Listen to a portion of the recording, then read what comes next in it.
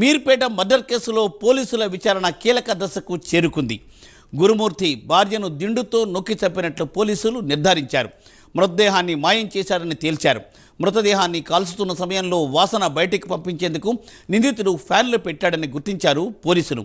ఆధారాలు లేకుండా చేసేందుకు అత్యంత దారుణంగా భార్యను హత్య చేశాడని పోలీసు విచారణలో తేలింది. గురుమూర్తి ఇల్లు, చెరువు దగ్గర పోలీసులు సీన్ రీకన్స్ట్రక్షన్ చేశారు. దీనిపై మరింత సమాచారాన్ని ఎక్స్క్లూజివ్ ఫీల్డ్ రిపోర్ట్ను హైదరాబాద్ నుండి కుమార్ అందిస్తారు. కుమార్. థ్యాంక్ యూ మూర్తి.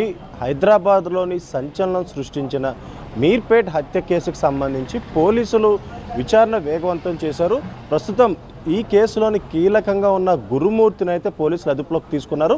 ఇతనిని మొదటి నుంచి కూడా గురుమూర్తిని విచారించిన సమయంలోనే అనేక విధాలుగా పోలీసుల్ని ముప్పు తిప్పలు పెట్టాడనే చెప్పొచ్చు. ఎందుకంటే మొదటి నుంచి కూడా తన భార్యను తను హతమార్చలేదంటూ కూడా పోలీసులకు రోజుకొక స్టోరీ చెప్పుకుంటూ కూడా గురుమూర్తి కాలయాపన చేయడం జరిగింది. ఈ నేపథ్యంలోనే ఈ కేసును సీరియస్గా తీసుకున్న పోలీసులు కూడా ముఖ్యంగా ఈ కేసుపై పూర్తిగా లోతైన దర్యాప్తు అయితే చేశారు.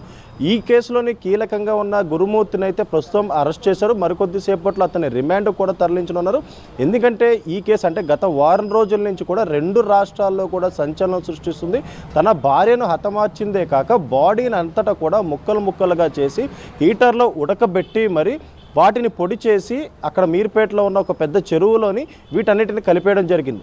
మొదటగా ఈ నెల సంక్రాంతి సమయంలోని ఏదైతే జనవరి 15వ తారీఖుని భార్యాభర్తల మధ్య వచ్చిన తగాదాలోని ఆవేశంతో ఏదైతే గురుమూర్తి భార్యనైతే కొట్టడం జరిగింది. ఆమె స్పృహ కోల్పోయిన తర్వాత ఆమెను దిండుతో అదిమి ఆమెను చంపేయడం జరిగింది. చంపిన తర్వాత 16వ తారీఖు నుండి కూడా ఆ బాడీని ఎట్లా మాయం చేయాలనే కోణంలోని పూర్తిగా యూట్యూబ్ ద్వారా సెర్చ్ చేసిన గురుమూర్తి ఒక మలయాళ సినిమా పారదర్శకంగా తీసుకొని ఆ సినిమాలో ఉన్న సీన్స్ని వెరిఫై చేసుకొని బాడీని ఎలా మాయం చేయాలని చెప్పి ఒక పక్క స్కెచ్ అయితే వేసుకున్నారు. ఎప్పుడైతే జనవరి 15వ తారీఖుని ఏదైతే మాధవిని చంపిన తర్వాత 16వ తారీఖు ఉదయం నుంచి కూడా తన బాడీని ముక్కలుగా సపరేట్ చేయడం జరిగింది. చేసిన తర్వాత ఒక బకెట్లో హీటర్ పెట్టి హీటర్లో ఈ ముక్కలన్నీ వేసి బాగా ఉడికించిన తర్వాత కొన్ని కెమికల్స్ ద్వారా ఆ బాడీ ముక్కలన్నిటిని కూడా పొడి చేశాడు. ఆ తర్వాత ఏదైతే ఇదంతా జరిగే క్రమంలోని అంటే జనవరి 16 ఉదయం నుంచి రాత్రి వరకు కూడా ఇదే పనిలో గురుమూర్తి అయితే ఉన్నాడు. అది జరిగిన తర్వాత ఈ వాసన ఎవరికి పసిగట్టకుండా బయటికి పంపించేందుకు కూడా కొన్ని ఫ్యాన్లు ఉపయోగించాడు. అలాగే ఫ్లాట్లో ఉన్న డోర్లు మొత్తం ఓపెన్ చేసి ఫ్యాన్లు పెట్టి మరి ఈ వాసన మొత్తం బయటికి పంపించే ప్రయత్నం అయితే చేశారు. ఆ తర్వాత జనవరి 17వ తారీఖుని మృతురాలి తల్లికి ఫోన్ చేసి తన భార్య తనతో గొడవ పెట్టుకొని ఇంటి నుంచి వెళ్ళిపోయిందంటూ కూడా ఆమెను నమ్మబలికాడు. ఆ తర్వాత ఆమె నేరుగా ఇంటికి వచ్చి అల్లుడితో గురుమూర్తితో కలిపి మీర్పేట్ పోలీస్ స్టేషన్కి వెళ్ళి మిస్సింగ్ కంప్లైంట్ అయితే ఇవ్వడం జరిగింది. మొదటగా పోలీసులు ఈ మిస్సింగ్ కంప్లైంట్కి సంబంధించి ఇటు సీసీటీవీ ఫుటేజ్ అంతా కూడా పూర్తిగా వెరిఫై చేశారు. కానీ ఎటువంటి ఆధారాలు లభించాల.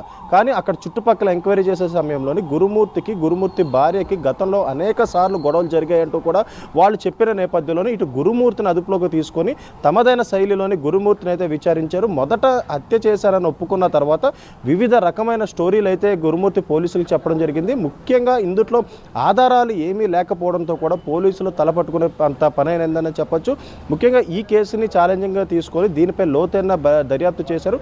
ముఖ్యంగా దీంతో బ్లూరేస్ అంటే ఇప్పుడున్న టెక్నాలజీ కన్నా అధునాతనమైన టెక్నాలజీ తీసుకొని గురుమూర్తి ఇంట్లో పూర్తిగా వెరిఫై చేశారు. వెరిఫై చేసిన క్రమంలో అక్కడ ఒక టిష్యూ పేపర్ దొరికింది. అలాగే మాంసంని అంటే బాడీని కట్ చేసేందుకు ఉపయోగించిన ఒక చెక్క ముక్క కూడా దొరకడంతో కూడా వాటిపై కూడా గురుమూర్తి కెమికల్తో పూర్తిగా కడిగేశారు. కాకపోతే ఇప్పుడున్న అధునాతన టెక్నాలజీతోని పోలీసులు దాన్ని పూర్తిగా వెరిఫై చేశారు. అలాగే మరొక పక్క DNA టెస్టులు చేశారు. అలాగే గురుమూర్తి పిల్లలు హెయిర్ శాంపుల్స్తో పాటు ఇటు భార్యకు సంబంధించి DNA టెస్టులు కూడా చేయడంతో కూడా వీటన్నిటిని కూడా నిర్ధారణ అయిన తర్వాత గురుమూర్తి ఈ హత్య చేసినట్లు కూడా పోలీసులు కూడా ఒక నిర్ధారణకు అయితే రావడం జరిగింది. కొద్దిసేపటి క్రితమే ఇటు గురుమూర్తిని తన నివాసం దగ్గర తీసుకెళ్లి పూర్తిగా సీన్ రీకన్స్ట్రక్షన్ చేశారు. సీన్ రీకన్స్ట్రక్షన్ చేయడమే కాకుండా ఇటు చెరువు దగ్గర ఎక్కడైతే ఈ నమూనాలన్నీ పడేశాడో అక్కడకు కూడా వెళ్ళి సీన్ రీకన్స్ట్రక్షన్ చేయడం జరిగింది.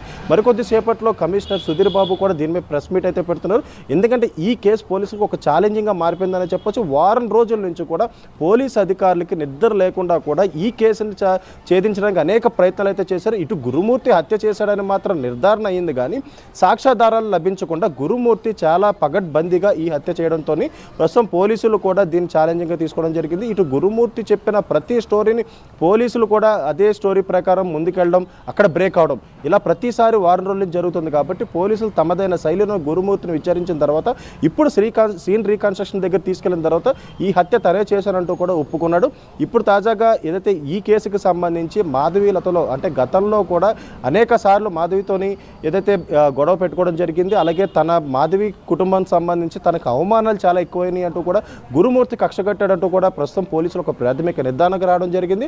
సమయం కోసం వేచి చూసిన గురుమూర్తి ఇటు సంక్రాంతి సమయం రావడం, అలాగే పిల్లలు కూడా ఇంట్లో లేకపోవడంతో కూడా ఇటు తనకు కావాల్సిన విధంగా ఏదైతే అంటే ఈ హత్య కావాలని చేసిందనే కాదు, ముఖ్యంగా ఈ గొడవ జరిగే సమయంలో ఆమె తోసిపుచ్చడం, ఆమె స్పృహ కోల్పోవడం అదే అదునుగా తీసుకొని ఆమెను చంపేయడం, అంటే మొదటగా పోలీసులు కూడా తప్పుదో పట్టించారు. ముఖ్యంగా మిస్సింగ్ కేసు కింద ఈ కేసును అయితే ఇవ్వడం జరిగింది. ఆ తర్వాత పోలీసులు కూడా దీనిపై విచారణ చేపట్టిన తర్వాత అంటే తన భార్యకి వివాహితర సంబంధం ఉన్నట్లు కూడా పోలీసులు నమ్మబలికే ప్రయత్నాలు అయితే చేశారు. కానీ పోలీసులు తమదైన శైలిలో ఈ కేసును విచారణ చేసిన తర్వాత ఇప్పుడు గురుమూర్తే ప్రధాన నిందితుడిగా పోలీసులు అయితే ఈ కేసులో ఛేదించారని చెప్పొచ్చు. మరికొద్ది సేపట్లో ఇప్పటికే గురుమూర్తిని అదుపులోకి తీసుకున్నారు, సీన్ రీకన్స్ట్రక్షన్ చేశారు.